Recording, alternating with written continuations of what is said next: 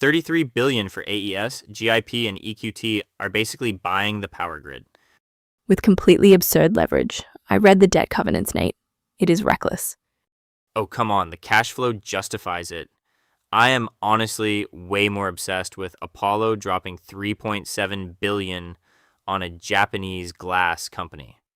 Outbound deal volume surged 155% last month. They are just desperate for overseas growth. Fair. But wait until you hear who Zurich is trying to buy out before they even officially launch. The rundown, $33.4 billion.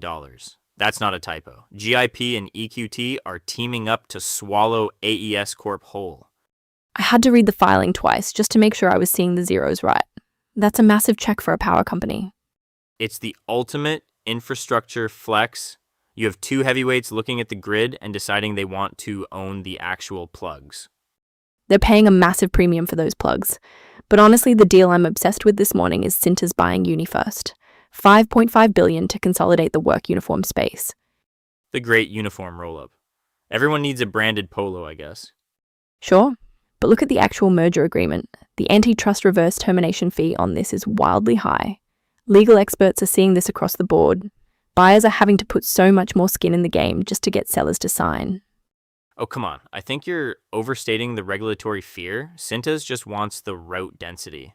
The industrial logic is flawless. You buy the rival, cut the redundant delivery trucks, margins go up. The fee is just standard insurance.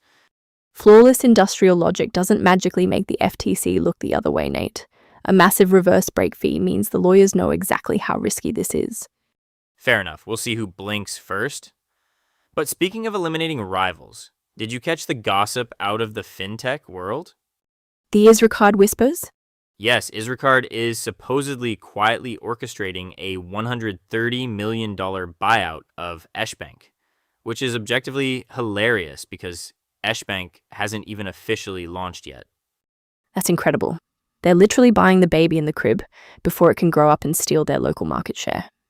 Exactly. A mix of shares and cash to essentially say, please don't disrupt us, just take our money instead. Best preemptive strike I've seen all year. It's a very expensive recruiting strategy. Better than Netflix buying Interpositive, though. The AI filmmaking tools company? Yeah, everyone is slapping AI into their pitch decks right now to get acquired. But the real trend is cross-border. Look at Zurich Insurance expanding its footprint, grabbing Beazley for $10.8 billion. US outbound M&A also surged 155% last month. We're talking over $66 billion of domestic buyers looking overseas for growth. Everyone's shopping internationally right now. Which brings us to the biggest glass-shattering deal of the week.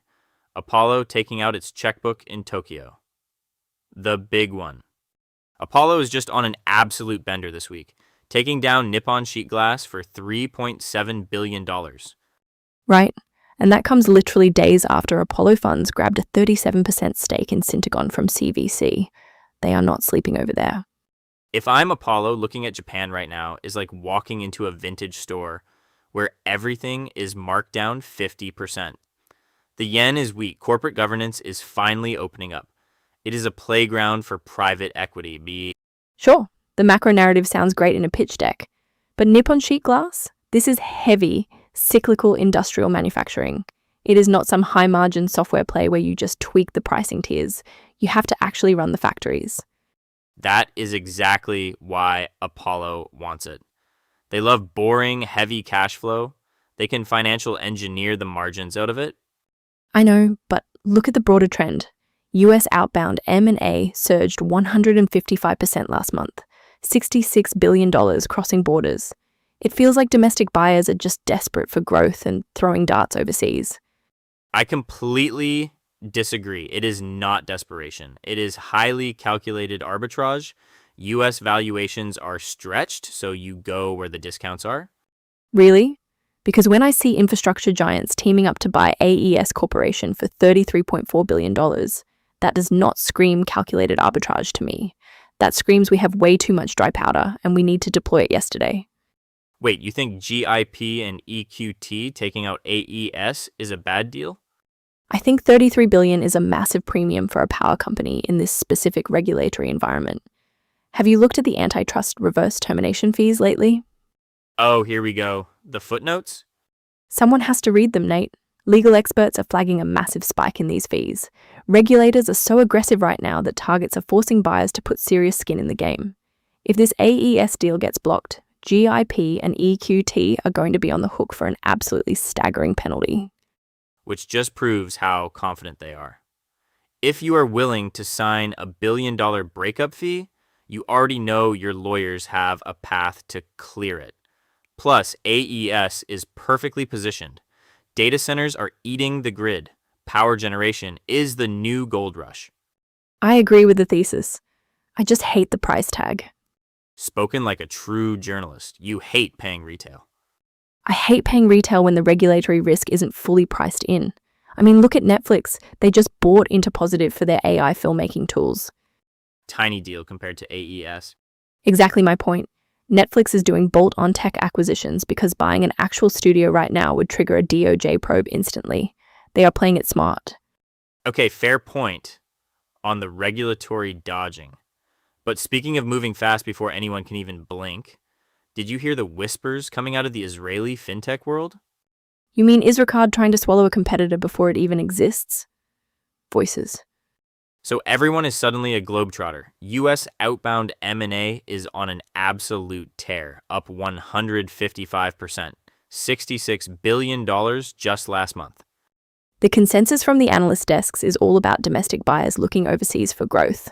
But honestly, I think they are just exhausted by the US regulatory gauntlet. See, I actually disagree with that narrative.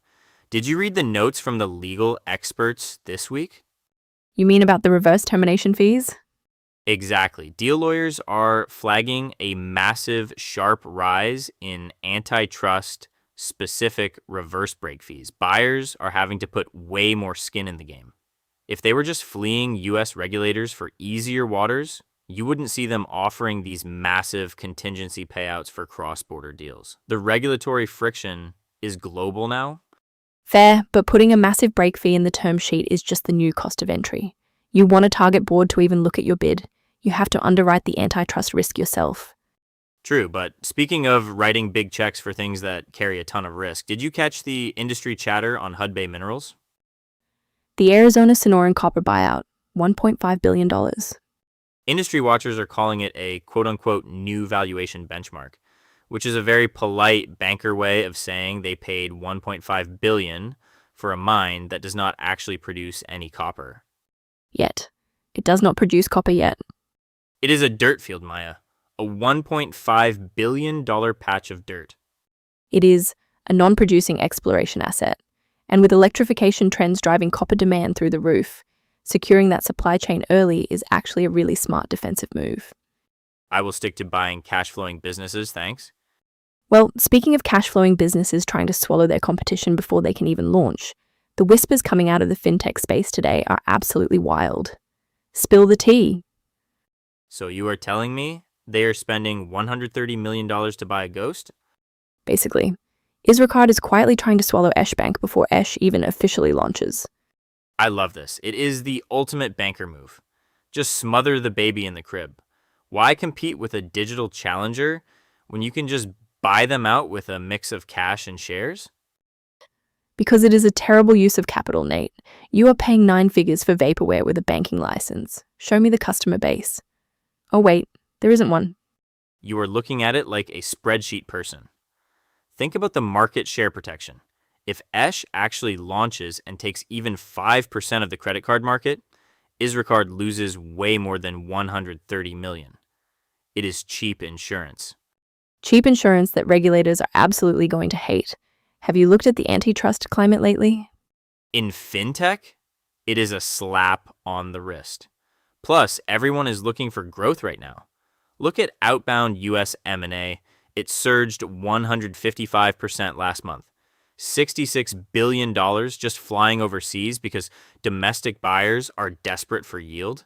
Isracard is just playing defense on their home turf. Oh, come on. Comparing cross-border expansion to a local monopoly play is a massive stretch.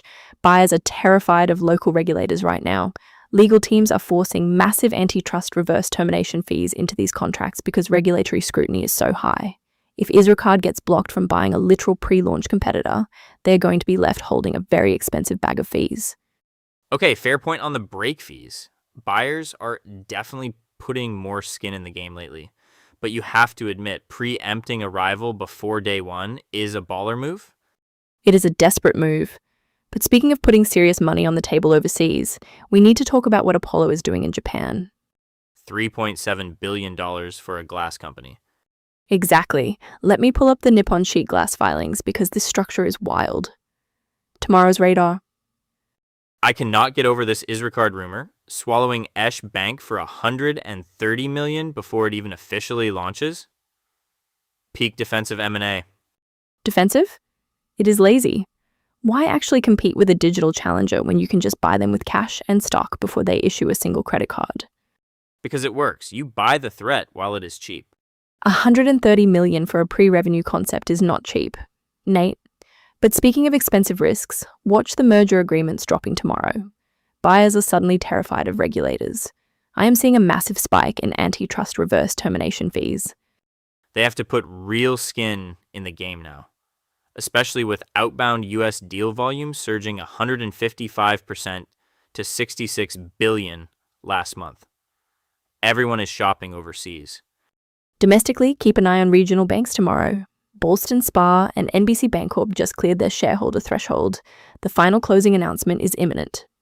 Regional bank consolidation. My favorite flavor of inevitable. We will track that. Plus, whatever Apollo tries to swallow next, right here tomorrow.